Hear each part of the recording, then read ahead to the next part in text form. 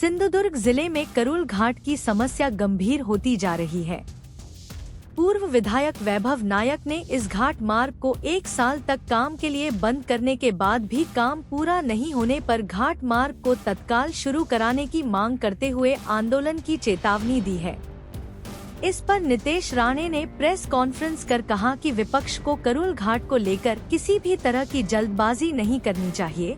हमारे विरोधियों की जान भी हमारे लिए महत्वपूर्ण है। जनता की सुरक्षा के उद्देश्य से ही सड़क का काम चल रहा है। कुछ त्रुटियों का सुझाव दिया गया है। एक बार यह पूरा हो जाने पर एक मार्ग लॉन्च किया जाएगा। मंत्री नितेश राणे ने प्रतिक्रिया दी है कि यह सड़क बीजेपी के लिए नहीं बल्कि नागरिकों के लिए है। इस पर किसी भी पार्टी का झंडा नहीं लगाया जाना चाहिए और हर कोई इस पर यात्रा करेगा। बघा, शेवटी जनतेची सुरक्षा ही महत्त्वाची। कोणाला त्या रस्त्यावर या सगळ्या धोका पत्करून पण जायचं असेल तर ती त्यांची इच्छा आहे। शेवटी माझ्यासाठी माझ्या विरोधकांचा पण जीव महत्त्वाचा आहे, तर ते पण असलेच पाहिजे जिल्ह्यामध्ये। टीका झाल्याशिवाय आम्हालाही मजा नाही, म्हणून कोणीही आंदोलनाच्या निमित्ताने कुठल्याही पद्धतीचे प्रयोग करू नये। त्यांचेही कुटुंब आहेत, त्यांनाही उद्या काय अपघात झाला तर आम्हालाही त्यांची चिंता आहे। म्हणून एकदा या क्वालिटी कंट्रोलचा विषय संपून जाईल तर सगळेजण आम्ही एकाच गाडीत जाऊ ना, तिथे जिल्ह्याचे नागरिक म्हणून जाऊ। मी गाडी पाठवतो, चला हे 2-3 गाड्या एकाच गडक्यावर नोटी छोटी एक मिनी बस भरतो, मिनी बस मागवतो, सगळे एका मिनी बसमध्ये बसू आणि जाऊ त्याच्यातून, काय हरकत नाही। शेवटी जिल्ह्याचा तो जो काय रस्ता बनतोय तो काय भारतीय जनता पक्षाचा रस्ता नाही आहे, तो नागरिकांसाठी आहे। त्याच्यावर पक्षाचा झेंडा लागता कामा नये। करूळ घाटाच्या माध्यमातून प्रत्येकजण त्याच्यावर प्रवास करणार आहे भविष्यामध्ये जाऊन, आहे की नाही? तसा तो विषय प्रत्येकाने आपल्या आपल्या पद्धतीने त्याचा लाभ भविष्यामध्ये घ्यावा। विमानतळ सुरू होऊन गेले अनेक वर्ष झाली।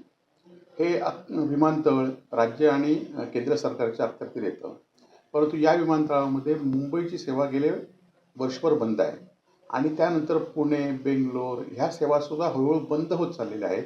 त्याचबरोबर आज फक्त एक विमान त्या विमानतळावर येतं आहे आणि ते पण ऑन टाईम येत नाही, काही काही वेळेला कॅन्सल होतं आहे आणि ह्यांना विचारणारं कोणच नसतं आणि त्यामुळे अनेक प्रवाशांची गैरसोय होते।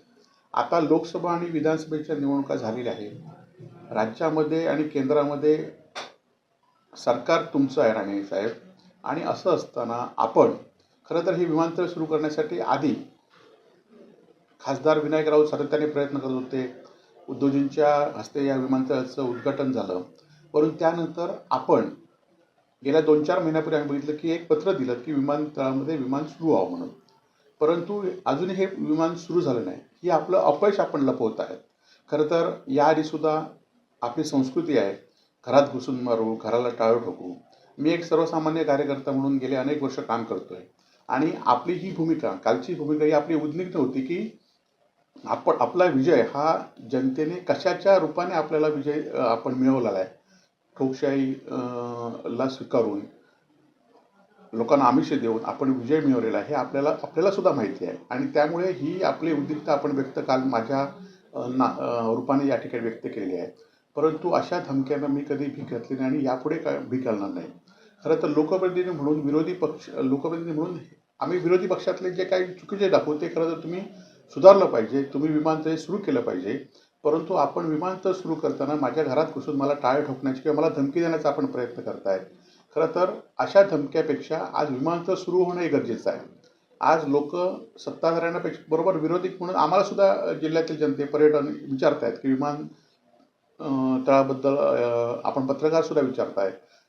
अनेक वेळा हे प्रश्न निर्माण होत आहेत की विमानतळ असून विमान बंद होत चाललं विमानतळ, आणि त्यामुळे विरोधी पक्ष म्हणून आमचं काम आहे आपण लवकरात लवकर विमान मुंबईला जाणारं सुरू करावं, म्हणजे टाळ्या लागण्याची ही वृत्तीच होणार नाही। परंतु असं असलं तरी आम्ही विरोधी पक्ष म्हणून सिंधुदुर्ग जिल्ह्यातल्या जनतेला घेऊन, आमच्या शिवसैनिकांना घेऊन आपण किती विरोध केला तरी आम्ही शांततेच्या मार्गाने हे विमानतळ सुरू होण्यासाठी जे विरोधी पक्ष म्हणून प्रयत्न करायला लागतील, जिथे आवाज उठवावा लागेल, जिथे टाळं ठोकावं लागेल तिथे आम्ही ते ठोकणारच, एवढं मात्र नक्की। खरंच म्हणजे जे आम्ही वक्तव्य दिलं आहे त्याला अनुसरून आम्हाला काम हे करावंच लागेल, कारण लोकांच्या हिताचा प्रश्न आहे। म्हणून कोणी आमच्या घराला टाळे ठोकलं किंवा आम्हाला धमकी दिली तरी हे टाळ ठोकण्याचं काम थांबणार नाही. येणाऱ्या काळामध्ये आम्ही तारीख जाहीर करू आणि विमानतळ मुंबई विमानतळ नाही सुरू झालं तर हे आम्हाला टाळं ठोकावंच लागतं. तर आता आपण बघितलं असाल की सी वर्डला आमचा विरोधक म्हणून विरोध नाही आहे. आता हा सी वर्ड प्रकल्प फक्त जमीन घेण्यासाठी होता. ह्याच्यात आता आपण काही दिवसांनी उघडे पडणार आहोत. आज सी वर्ड असून देत किंवा पारंपरिक मच्छीमारांना जी संरक्षण असून देत किंवा रिफायनरी असून देत, हे सगळे आता हे तुम्ही आता सगळेच तुम्हाला दिलेले आहेत. लोकप्रतिनिधी खालपासून वरपर्यंत सगळे तुमचे आहेत, सत्ता तुमची आहे आणि त्यामुळे तुम्ही हे प्रकल्प करा. तुम्हाला कोणताही विरोध राहणार नाही. परंतु प्रकल्पाच्या नावाखाली जागा घेऊ नका, तर त्याला आमचा विरोध राहील.